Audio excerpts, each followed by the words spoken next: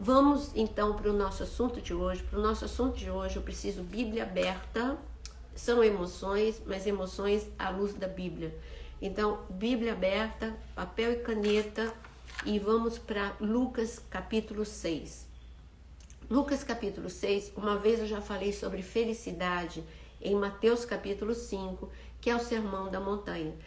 É o Sermão da Montanha, Lucas capítulo 6. É o Evangelho de Lucas falando do mesmo momento em que nós vimos em Mateus capítulo 5. Só que Lucas capítulo 6, cada evangelho, ele fala, amplia de alguma forma, fala de um ponto mais do que outro.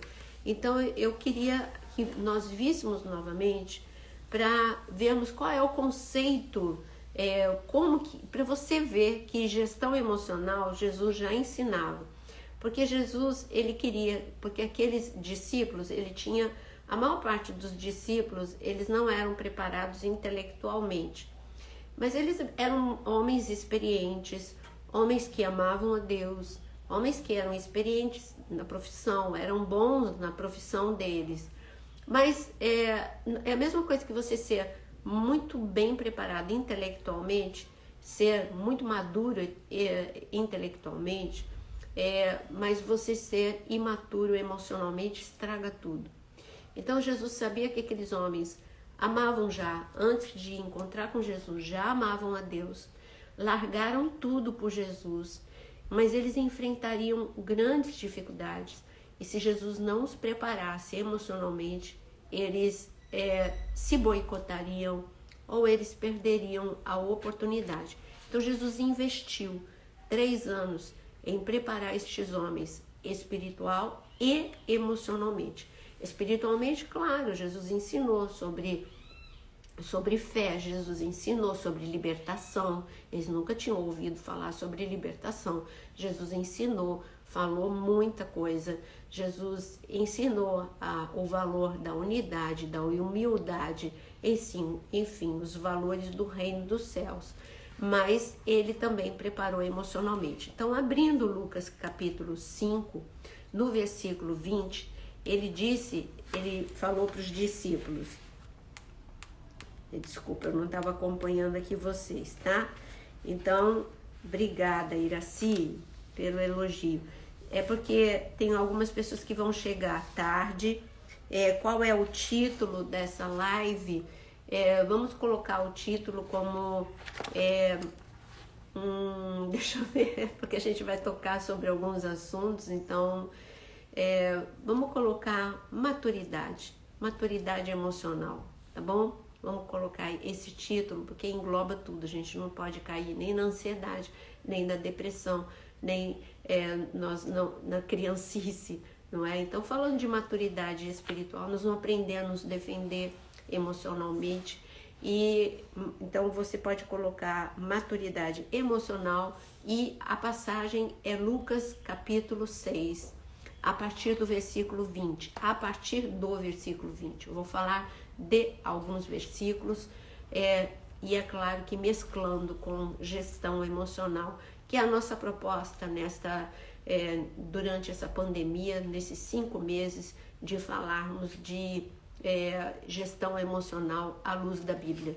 Então vamos começar no versículo 20, para você que chegou agora, em Lucas capítulo 20, Jesus diz o seguinte, Lucas 6, versículo 20. Então ele voltou-se para os seus discípulos, sim, estou lendo na versão Bíblia Viva, tá? Então ele voltou-se para os seus discípulos e disse, felizes, grifa felizes, esse é um dos nossos tópicos, felizes são os pobres, pois de vocês é o reino dos céus.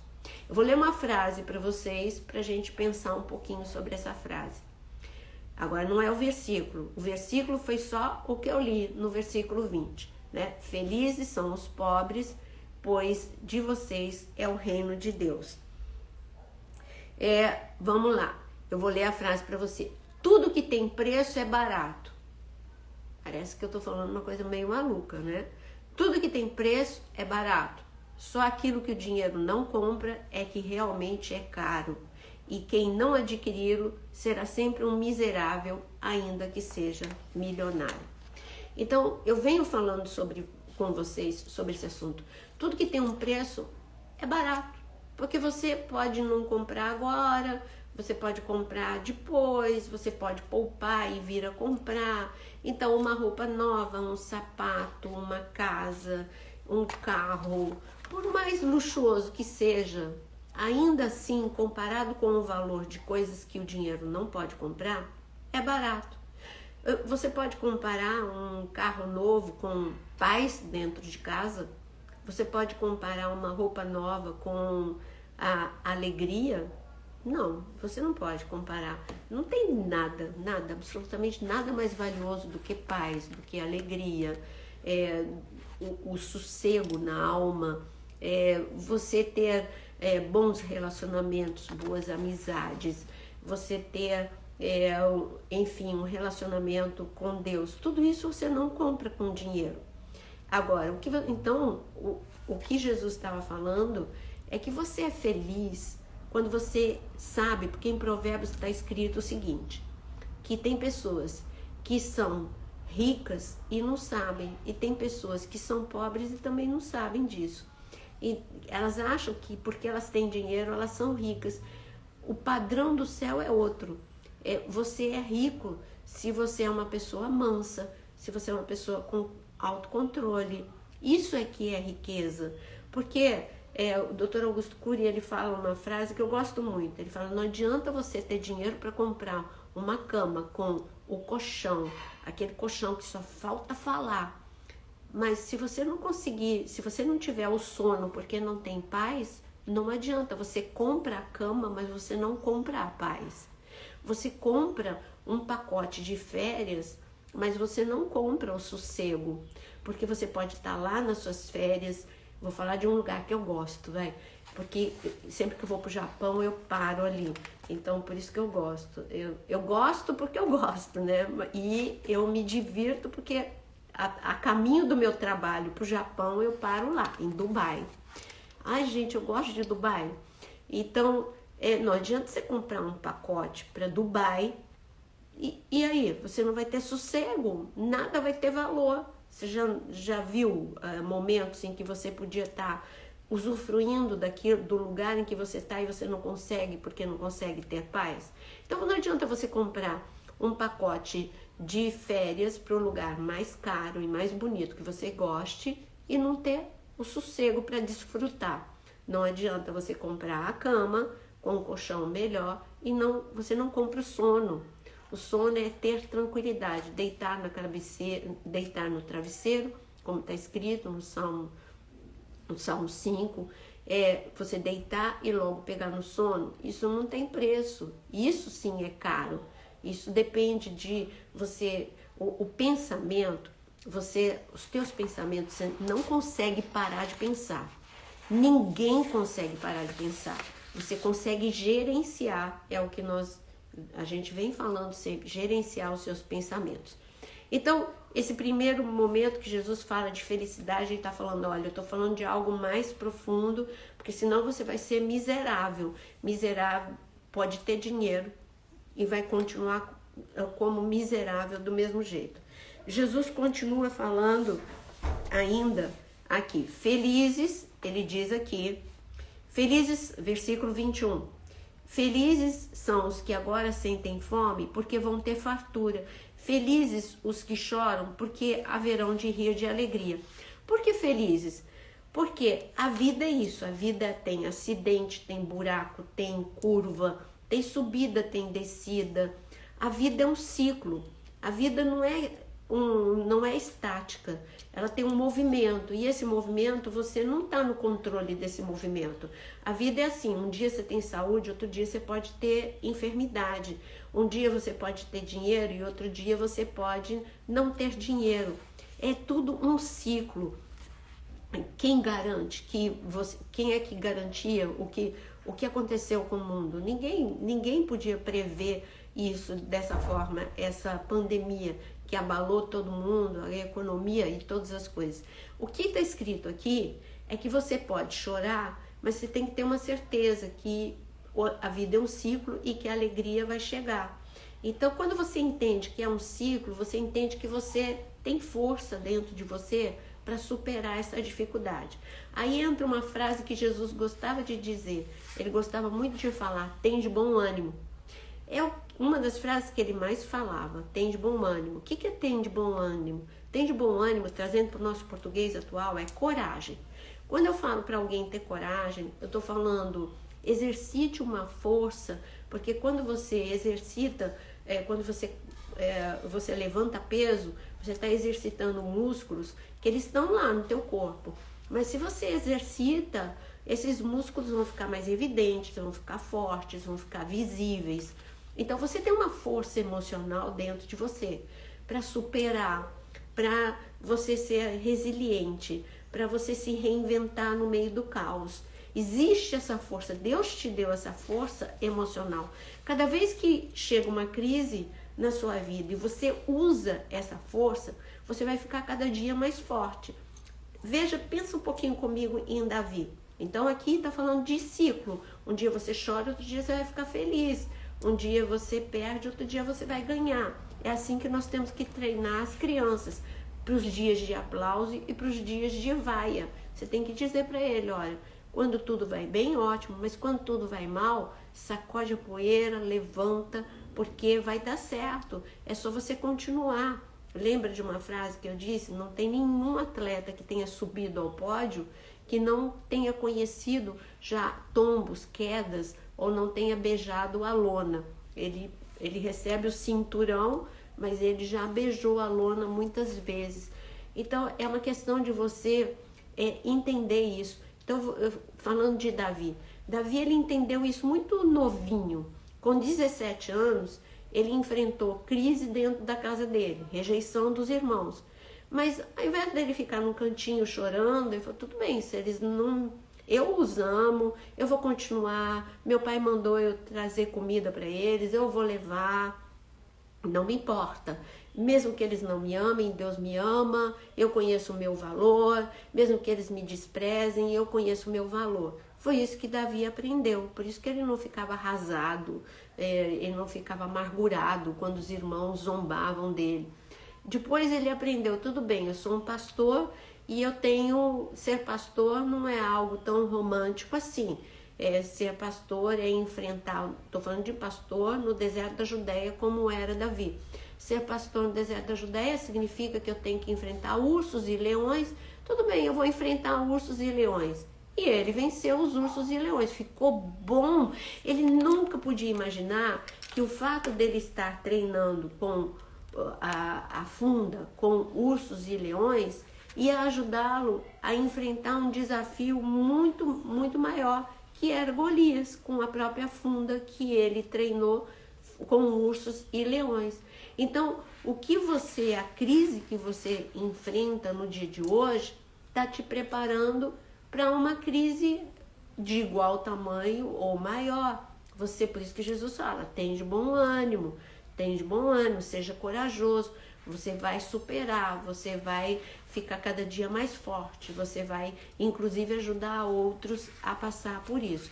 O que você não pode, o que não vale é você se boicotar emocionalmente e achar que porque você está vivendo um momento difícil, que você, primeiro, a vitimização, que você é o único que está vivendo isso.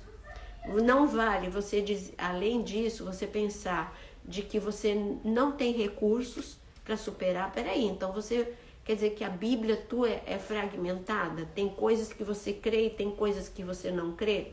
Quando o Senhor disse que Ele te dá, que Ele não dá nada além daquilo que você possa suportar, Ele está falando sério. Então, se o que chegou na sua vida, você tem que ter essa certeza. Deus me deu capacidade para suportar. Então, é isso.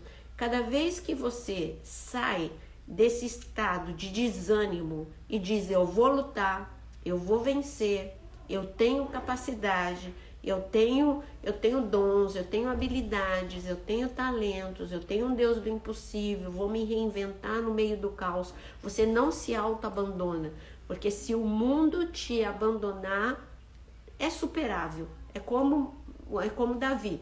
Tudo bem, o pai esqueceu dele, os irmãos zombavam, o Saul perseguia, a esposa também ficou indiferente, zombou dele também. Tudo bem, o mundo pode te abandonar, mas você supera. Mas se você se auto-abandonar, como Elias fez, como o profeta Jonas fez, aí não dá. É o que Jesus ensinou pra gente. Olha, eu garanto para você que ninguém viveu uma crise tão forte quanto Jesus. Ele disse, olha, tudo o que vocês sentem hoje, eu senti. Então ele viveu todas as dores, não estou falando de dor física, a dor física ele viveu 6 horas. A dor emocional ele viveu desde sempre, desde a casa dos seus pais, desde a casa de José e Maria, até o seu último dia na morte de cruz. Ele viveu frustração, decepção, abandono, ele viveu pobreza, ele viveu necessidade, né? Todo tipo de necessidade. Ele viveu crítica, ofensa, ele viveu todo nível de frustração, de abandono, de traição.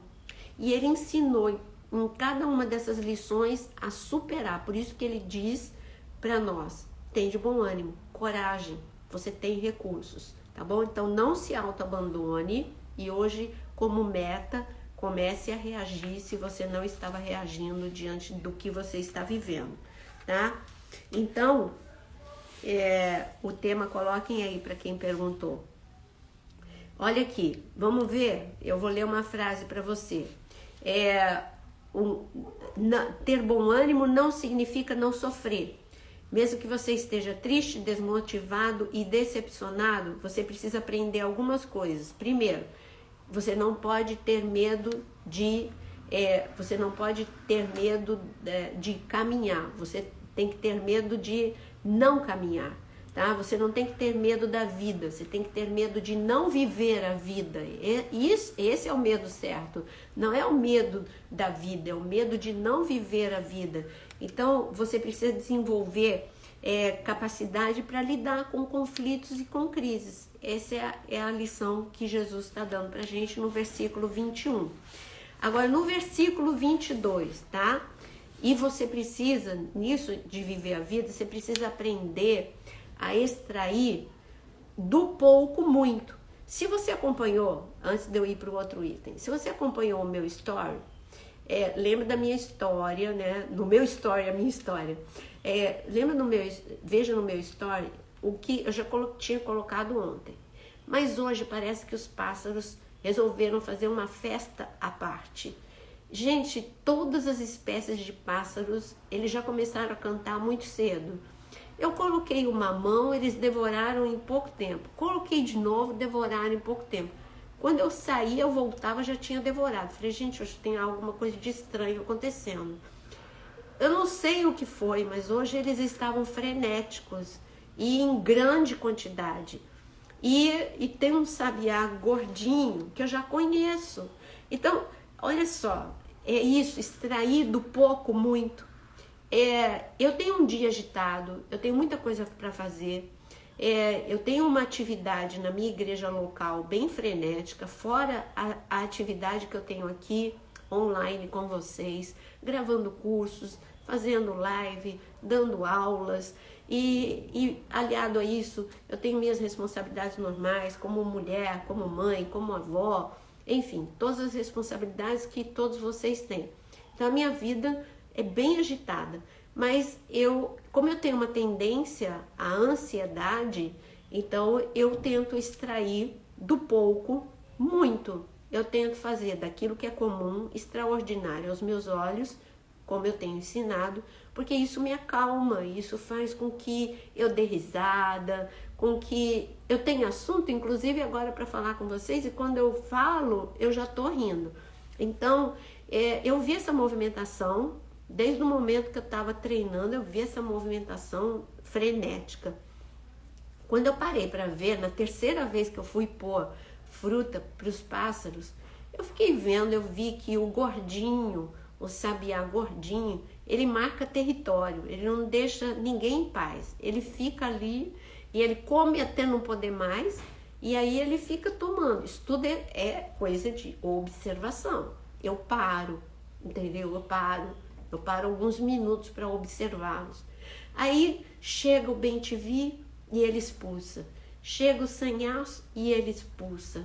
E só que quando ele cansa de ficar vigiando a comida e ele sai, aí vem um monte, né? Aí vem um monte comer e aproveitar o cansaço daquele sabiá. Isso me faz rir, isso me faz relaxar, isso me faz ver a beleza de Deus, me faz ver a convivência no reino animal. Isso tudo é realmente, não tem dinheiro que pague isso. Isso é realmente o momento que você tem um momento relax. E é o meu momento relax, é o meu momento eu e Deus. Aí vem um monte de passagem na minha mente, eu já tenho vontade de louvar, de adorar, pronto. Eu já interrompi um monte de pensamentos que podiam estar me trazendo angústia, uma hiperaceleração, porque eu tenho uma tendência a ter a síndrome do pensamento acelerado, que nós vamos ver essa semana uma live só sobre a síndrome de pensamento acelerado. Eu falei que ia ser a semana passada e não deu tempo, mas essa semana nós vamos ver a síndrome de pensamento acelerado. E é isso, você precisa... eu não tenho essa movimentação de pássaro em frente à minha casa. Você pode ver o sorriso de uma criança, você pode ver o nascer do sol, o pôr do sol. Alguma coisa você pode ver que interrompe aqueles pensamentos viciosos, angustiantes, perturbadores, que vai te fazer sorrir. E isso, sim, tem valor no reino natural e no reino espiritual. Voltando aqui a nossa passagem, não é, Magda? É incrível, né? Ele diz aqui, no versículo 22, tá bom? No versículo 22 ele diz o seguinte: felizes são vocês se forem odiados e os expulsarem, insultarem seu nome por minha causa. Quando isso acontecer, alegre-se. Pulem de alegria, porque haverá grande recompensa esperando vocês no céu, juntamente com os profetas que foram tratados assim também. Porém, o sofrimento está à espera dos ricos, pois eles têm a única felicidade aqui na terra. Tem fartura e riqueza agora, porém mais adiante virá um tempo de horrível fome para eles. O seu riso despreocupado de agora significa aflição depois. O que Jesus está dizendo aqui até o versículo 26.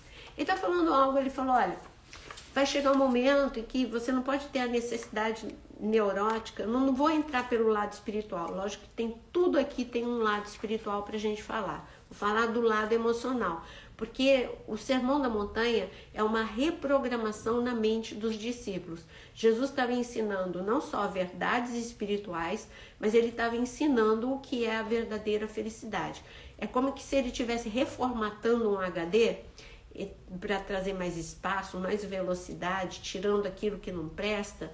Ele estava falando, olha, até aqui vocês aprenderam dessa forma. Eu vou ensinar de uma forma que dá certo, porque o que vocês receberam foi um legado de fracasso. Vocês receberam, vocês só foram ensinados a ficarem felizes quando as pessoas te elogiam, mas a vida não é só de elogio. Quando você casa, eu acho que muita gente tem essa ilusão de que o marido ou a esposa vai estar sempre como aquele casal de namorados que só vê as coisas bonitas, que só fala como você está bonito hoje, como você está bonita, você cozinha bem, você faz isso, você faz aquilo. Isso é o tempo de namoro. Quando chega, não é que o amor acaba, mas a convivência traz à tona coisas que você não via no namoro. Então, tem o dia do limão azedo, que aquela pessoa vai acordar como um limão azedo. Tem o dia em que vai levantar com o pé esquerdo. E você, se você não estiver preparado para entender que todas as pessoas têm um lado bonito e têm um lado feio também. Mas como você ama, você vai amar o lado bonito e você vai aprender e vai crescer junto com essa pessoa em relação ao lado feio. Se você aprender, cada vez que ela estiver rabugenta, a não ter a necessidade neurótica de agir e reagir com o fenômeno, não ser escravo do fenômeno bateu, levou, quando ela está rabugenta, você faz uma brincadeira, ou você sorri, que essa pessoa vai ser desarmada. Pode não funcionar na primeira vez, mas na segunda, na terceira, vai funcionar, porque ele mesmo vai ver que é ridículo ficar limão azedo, não é? Que é bem melhor levar a vida mais leve, mais feliz, mais comece a rir. Sabe uma boa forma de você ser uma pessoa menos rabugenta? Ria mais dos erros, tanto do seu quanto da pessoa com quem você convive. E aí a vida vai ficar mais leve. E você vai ensinar as pessoas que estão ao seu redor a viverem uma vida mais leve. E então Jesus está falando, não, vai ter dia de tristeza, de vaia, de perseguição ou de crítica. Mas fique firme, nem sempre vai continuar dessa forma. Eu estava contando aqui em casa, eu estava contando assim para Ana, que veio almoçar, e eu estava contando o que a timidez fazia comigo. Eu contei, eu acho que é para outra pessoa, mas não lembro, foi alguém que veio aqui na minha casa. Eu estava falando que por eu ser muito tímida, eu derrubava todas as coisas, porque eu ficava nervosa. Porque o tímido fica nervoso se ele pensa na possibilidade de ser chamado em público. E eu tinha sempre essa sensação que a professora ia me chamar lá na frente. Então eu ficava nervosa, e quando eu ficava nervosa, eu derrubava as coisas da minha carteira. Antigamente se usava carteira, que você levantava a tampa, você guardava o estojo lá dentro, e etc e tal. A carteira tem um limite, né, de como até hoje a cadeira, ou seja o que for que a criança usa, tem um limite de espaço. E eu, no meu nervosismo, derrubava caneta, derrubava borracha, derrubava às vezes até o livro e fazia um barulho, porque eu ficava atrapalhada, eu ficava nervosa, achando que ia me chamar. E nessa de eu derrubar tudo, eu fiquei com a fama de ser desastrada. E quem não ficaria, né? Eu derrubava tudo porque eu ficava nervosa.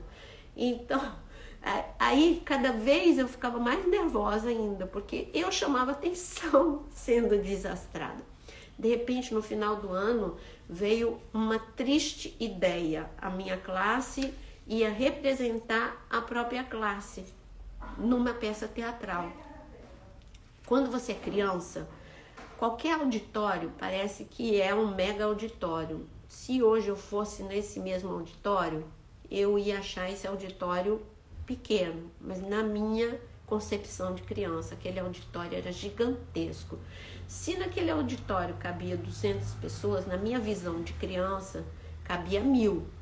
Então eu estava sendo exposta a uma multidão. Para mim era uma multidão. Eu não tinha opção, valia ponto aquela peça teatral. Então a gente ia representar a nossa própria classe. Adivinha o papel que era o meu? Era o papel da desastrada da classe. O meu papel na peça de teatro era sentar na carteira e derrubar todas as coisas e as crianças rirem disso. O que isso produziu em mim? Isso produziu, eu não fui preparada para o dia da vaia, para mim isso foi uma vaia. Para uma pessoa que já tem timidez e baixa autoestima, eu não levei isso na brincadeira.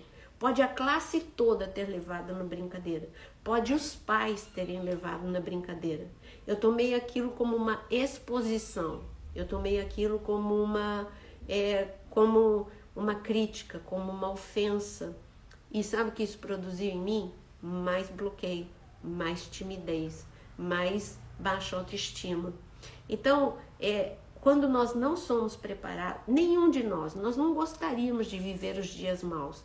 Mas eu quero te dizer que, olha como a vida é aquilo ainda do sermão que fala, né? Um dia você chora, outro dia você dá risada. Então, justamente aonde eu achava que nunca eu conseguiria, que é falar em público, é aonde eu tô. Eu tô aqui falando com pessoas que eu não conheço. Eu estou sujeita, porque as redes sociais, elas são um pouquinho cruéis. Tem as pessoas que entram, um dia elas te amam, outro dia elas te odeiam. Um dia elas falam coisas muito boas pro teu coração, mas daqui a pouquinho se tornam haters. É isso, haters, a palavra é aqueles que odeiam. E que te critica, que te ridiculariza, que vai e te segue um dia, deixa de seguir no outro. Você tem que estar preparado para isso. Senão você vai viver de frustração em frustração. Jesus está te ensinando aqui a ser forte. Assim como nós, sabe, um dia você consegue levantar 5 quilos. No outro dia você faz seus exercícios com 10, no outro dia você faz com 15, com 20, com 25. Vai aumentando o peso. Mas tem a recompensa, tem esforço? Tem. Mas tem a recompensa, você vai ver o músculo. A mesma coisa na sua vida emocional. É um esforço você se levantar de uma frustração? É um esforço você procurar e ver a solução no meio do caos? Sim, mas cada vez vai ser mais fácil para você ver. Cada vez que acontecer, vai ser mais fácil para você ver a solução e você encontrar paz mesmo no meio de crise. Aqui, ó, eu vou continuar aqui, tá bom? No versículo, agora Jesus começa a falar de um assunto bem difícil. Eu tô de olho aqui no horário, vocês também me ajudam, tá bom? Obrigada, Ana. Então, aqui, ó, versículo 27. Ainda mais, agora ele vai tocar num assunto que a gente não gosta, né? Amem os seus inimigos e faça bem àqueles que odeiam vocês. Ame os seus inimigos e faça bem aos que odeiam vocês. Bom, agora a gente entrou num assunto de para eu amar meu inimigo. Se ele é meu inimigo, ele fez alguma coisa que me ofendeu. Se ele é meu inimigo, ele fez alguma coisa que me feriu, que me frustrou. Uma exposição ou omissão, seja o que for, foi uma ferida aberta, uma ruptura emocional. Mas Jesus está falando que nós só temos uma opção. Sabe qual é a opção? Perdoar. Gente, como essa opção, ela parece dolorosa, mas é o melhor caminho. É a mesma coisa que a opção de uma criança quando ela cai. A mãe só dá uma opção para ela. Vamos lavar o machucado e vamos passar um antisséptico, porque vai doer, mas é o caminho para curar. Senão vai gangrenar, senão vai vir uma infecção. E você, olha, quando eu sou da época quem é da época do metiolate, levanta a mão. Gente, quando eu caía, que tortura absurda, era algo assim. A gente via estrelinha, mas não tinha opção. Era aquele... Tinha o metiolate e tinha o mercúrio cromo. Eu não sei qual é que doía mais. Eu só sei que a gente saía lágrima do olho. Não era só... Olha, tá um monte de gente levantando a mão que é da época do mercúrio, do metiolate. Então, saía lágrima do olho. Não era nem... Já não era mais a dor do machucado. Era a dor daquela coisa que ardia. Hoje as crianças não têm noção do que foi a época da gente, né? Então a mãe lavava aquilo, né? Limpava a ferida que já doía e passava aquele negócio, mas é o caminho da cura. Perdão é a mesma coisa. O perdão custa para quem tem que perdoar. E olha a palavra que eu estou usando, tem que perdoar. Porque senão o prejudicado somos nós mesmos. Existe também uma frase que eu gosto muito do Dr. Augusto Cury, e se você me vê citando muito o Dr. Augusto Cury é porque eu trabalho com ele. Então, tem uma outra frase, como eu fico muito tempo ouvindo ele, então é inevitável que eu fale as frases dele. Então, tem uma frase que ele fala assim, se você acha que o teu inimigo, isso sem entrar na Bíblia, hein, para falar de perdão, eu estou falando só de gestão emocional, se você acha que o teu inimigo não merece perdão, você merece.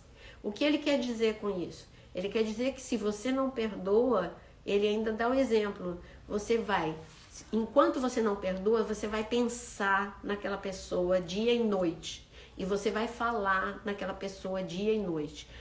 Tem uma brechinha na conversa, você já está falando para uma pessoa o que aquela pessoa fez para você, como doeu, como foi isso, como foi aquilo. Então você vai acordar com aquela pessoa, comer com aquela pessoa, dormir com aquela pessoa, porque você prendeu aquela pessoa no teu coração. E você vai estar alimentando a amargura, ódio, enfim, o sentimento de injustiça. Quando você perdoa, você não tem uma amnésia.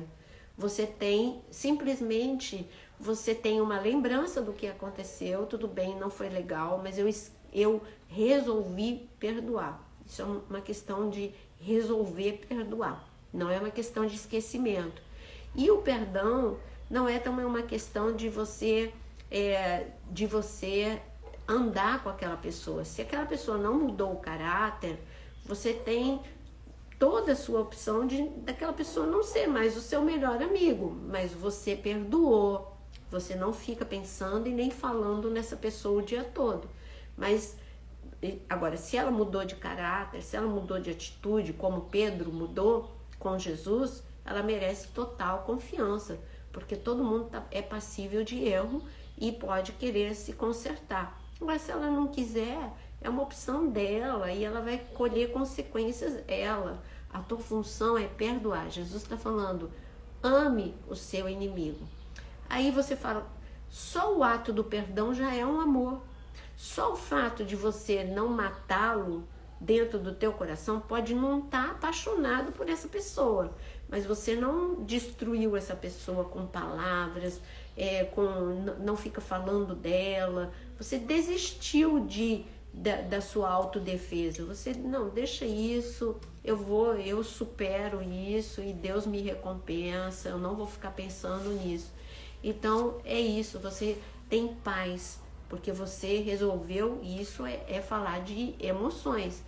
Porque quando você perdoa, a tua escolha é não ficar remoendo, se alimentando e se retroalimentando da mágoa, de pensamentos que vão te levar a sempre estar pensando ou falando sobre o caso. Aliás, você só fala aquilo que o coração está cheio, né? Aquilo que você vive, que você fica alimentando e retroalimentando. Eu estou dizendo que dependendo do teu temperamento, do teu perfil comportamental, você tem mais ou menos facilidade de perdoar. No caso, o fleumático, ele é uma pessoa, é um diplomata. Dependendo então do teu temperamento, você também tem, ou são algumas coisas que depende se você tem mais ou menos facilidade de perdoar. O teu histórico, né, familiar, o teu histórico de vida, de traumas, e também o teu temperamento. Falando de temperamento, bem rapidinho, como eu disse, eu poderia aqui, eu fiz SOR, estudo de perfil comportamental, poderia estar usando outros termos, mas eu estou usando termos de temperamentos, mais antigo, ele é mais antigo esses termos, porque é o que ficou mais popular no meio evangélico. Então, uma pessoa fleumática é aquele que ele se dá bem com todo mundo, ele é calmo, ele não eleva o tom de voz, ele é assim, ele não é que ele se disciplina para ser assim, é a forma que ele age diante da vida. Por ele ser muito pacífico, muito de bem com tudo e com todos, ele tem mais facilidade de perdoar. O sanguíneo, que é aquele extrovertido, que é o influente, é aquela pessoa falante, que um Pedro na vida, que faz e depois pensa, ele ofende com facilidade, mas ele perdoa quando ofendido, que é uma beleza. Ele esquece em 3 segundos o que a pessoa fez. Ele tem uma facilidade incrível. Essa é uma característica, um perfil comportamental do sanguíneo. Já colérico e melancólico são os que mais têm dificuldade de perdoar. O colérico, pela mente lógica que ele tem, o dominante, ele tem uma mente muito lógica, ele é muito prático. Então você fez errado, então você não faz mais parte da minha vida. Ele é desse jeito, o colérico, ele mata a pessoa com muita facilidade.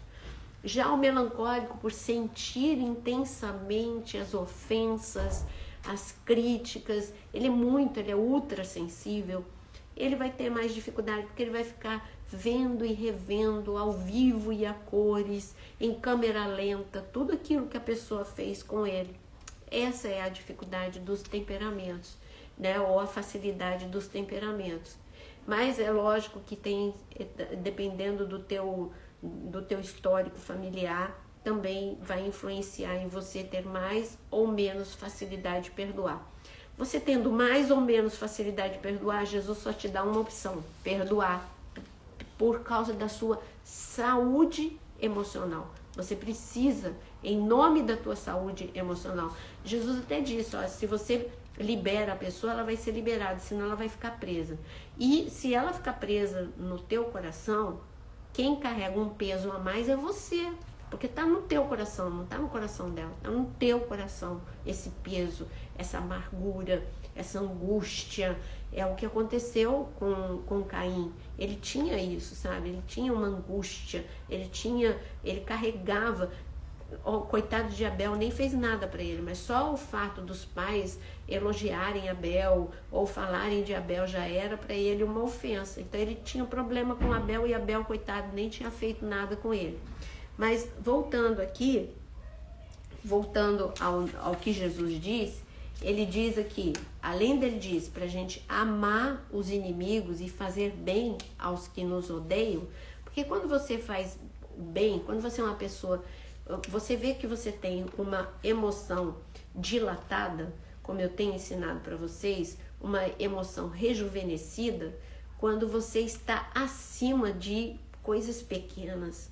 Você vai estar sempre agindo de uma forma, você é uma pessoa madura emocionalmente. Então você não vai pagar não é dente por dente, olho por olho. Jesus vem ensinar um outro padrão, isso é o Antigo Testamento. Jesus vem ensinar, olha, para a saúde emocional, no Antigo Testamento a lei dizia olho por olho, dente por dente. Aqui eu estou ensinando outra coisa, eu estou ensinando que ame o inimigo, ande um quilômetro a mais, se ele te pedir para andar, você anda mais, dá o seu outra face do rosto. Jesus está falando, não seja prisioneiro do teu cárcere mental, de ter que agir no fenômeno bateu, levou, falou, ouviu, chutou, leva outra. Isso é só para os imaturos.